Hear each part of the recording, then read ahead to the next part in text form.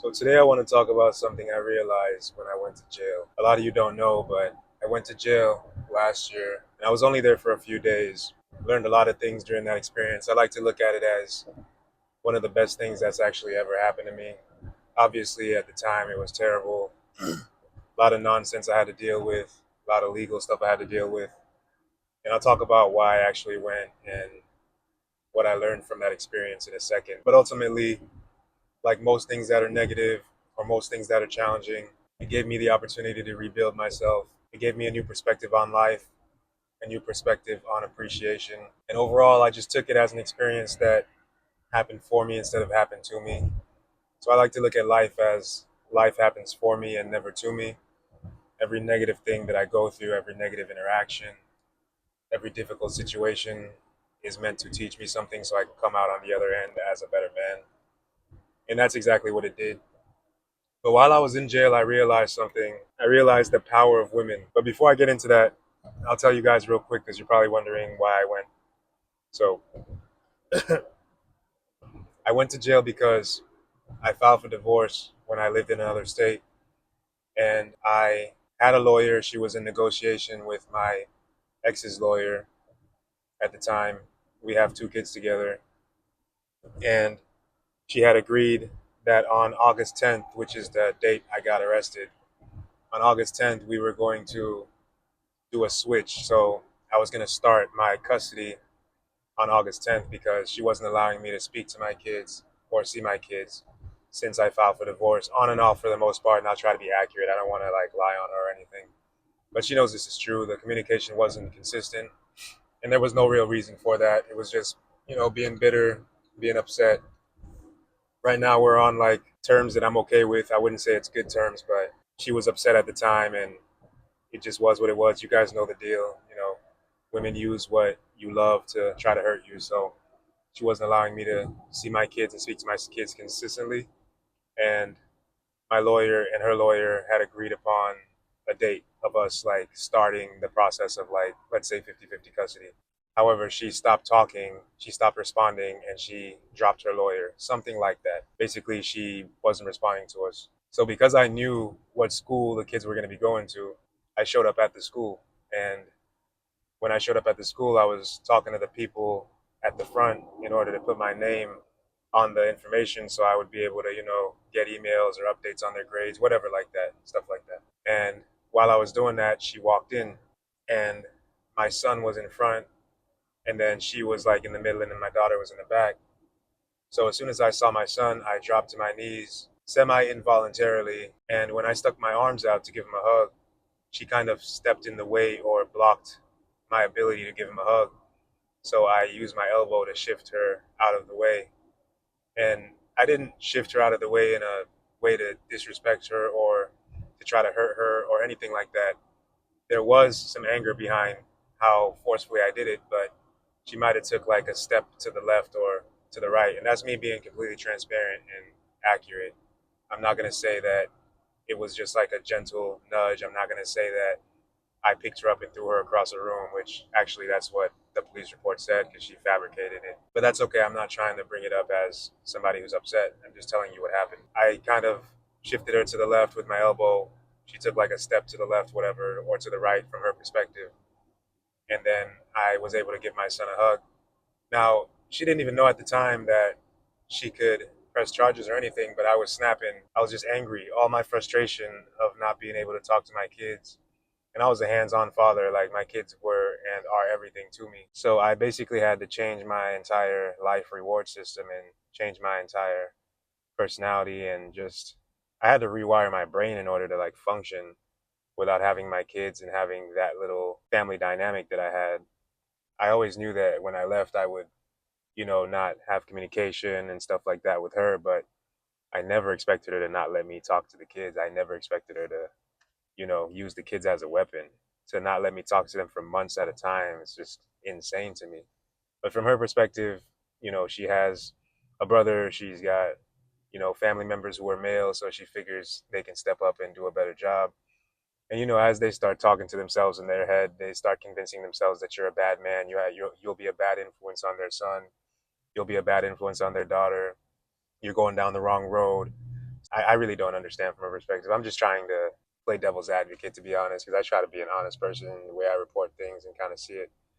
And there's no excuse for that behavior, but it is what it is. It happened. So I can understand from her perspective, at least, why she might have been immature to feel that way and carry it out that way. Anyway, long story short, because of the way I was acting and carrying myself, and I lost my cool, which is another lesson I learned from that situation.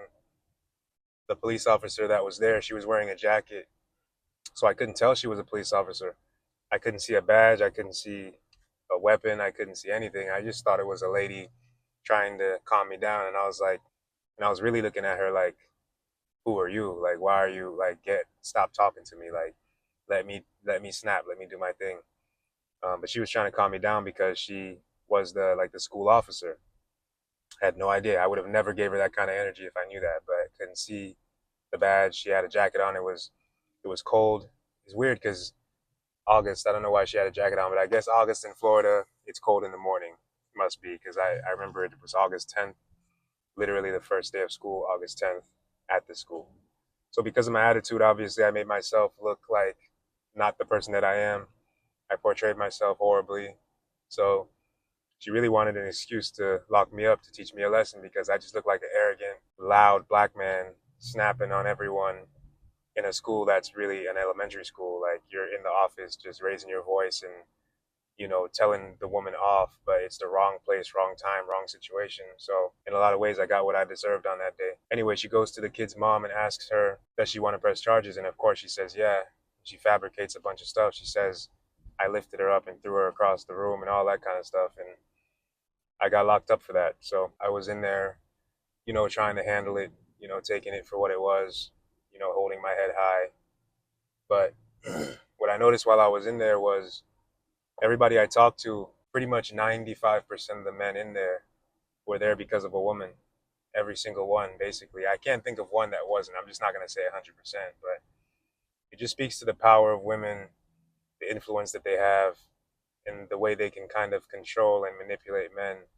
And it's not all their fault, it's that we give them so much power. We allow them to cause us to react, we allow them to cause us to snap, we allow them to cause us to put hands on them in certain situations. A lot of the guys in there were in there because they basically snapped under pressure when dealing with a woman, or they sold drugs in order to provide certain things or a lifestyle for a woman. But basically, every single person in there was there because of a woman. And somehow I ended up having a bit of influence over the men in there.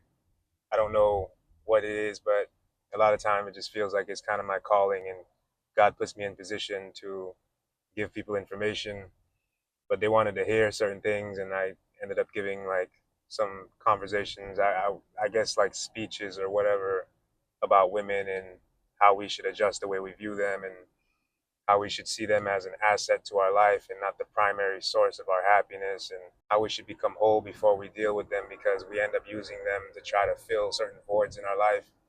And then when they walk away, they leave us so broken and empty that we snap and we can't take it. It's really important to always be able to envision your life without a woman. It's important that after 1 year, 2 years, 3, 4, 5, 6, 10, 15 years of marriage, there's a picture in your brain that exists of your life without your woman. Because if you don't consider that and you don't see that as a possibility, you don't think she would ever leave, you don't see how you could continue without her or what your life would look like or your emotional state would look like without her. If it does happen, it's going to crush you because it's uncharted territory. So you always have to build and maintain a life that if your woman were to leave you, you still know what you're going to do in the morning. You still know that you're going to go to the gym. You still know that you're going to be able to function at your job. You still know that you're going to be able to take care of your kids, pay your bills. You shouldn't even be factoring a woman's money as a part of your budget. It should be your bills, your mortgage, your budget, and then everything she does is extra. But you know that as a man, you got to be able to handle the things that are necessary on your own because nothing's really guaranteed outside of yourself. And it's really unfair to the woman to put so much pressure on her to uphold you and to lift you up every day. It's a lot of pressure when a woman knows that she's your main source of happiness and she's everything to you. What happens if she's not doing good one day? What happens if she falls sick? What happens if she loses her job, or she just can't hold it up, or she's not in a good emotional state? How are you going to be strong for her?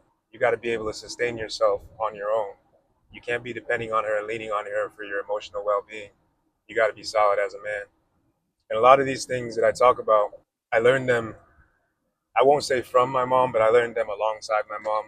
When I filed for divorce, I ended up having to do a lot of research and figure out what's even happening outside and how to navigate dating and understanding the mindset that women have now. And they're a lot different from my mom. Oftentimes I end up telling my mom, like, mommy, they don't like you. Like, they're not like you. They're not the same. It's not the same thing. They're not willing to go through 10 years of grinding and struggle to see both of us win. They're not willing to wait and take their time to get the rewards later. It doesn't work the same anymore. Everybody's got Instagram. Everybody's comparing lives. Everybody's girlfriends pretending that they have the best relationship because they're competing with each other subconsciously or consciously. Nobody takes the time to build a really solid foundation that they know is going to last. A lot of relationships are built on lies and built on pretending to be a certain person that you're not.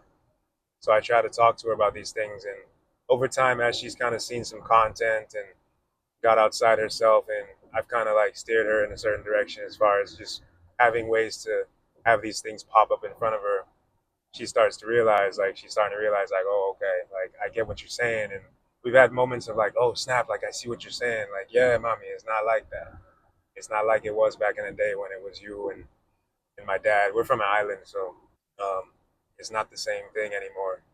And the women now are different. I'm happy to have a good woman, and I'm happy that she's different. However, a week doesn't go by where I don't envision what I would do the next day if she walked away today. And she knows that. And that's because I got to stay strong. She knows that my mindset is I'm all I have and I'm the one who's got to get it done. Everything's on me. And I prefer it that way. She has my back and I know that. But the healthy mindset is to put myself in a position where I'm like, okay, she has my back, but she should never need to. And that's the position that I try to keep us in. I think the point of this entire video is really to make sure that you don't put so much on women. Make sure that you keep the perspective of you are the most important thing in your life. Your life orbits around you. You pedestalize yourself over everybody else, and women come second. Your relationship does not come before your mental health, your well being, your finances, or any of that. You got to put all that stuff ahead of everything else. And that's pretty much the point of it. I'll catch you guys again next time.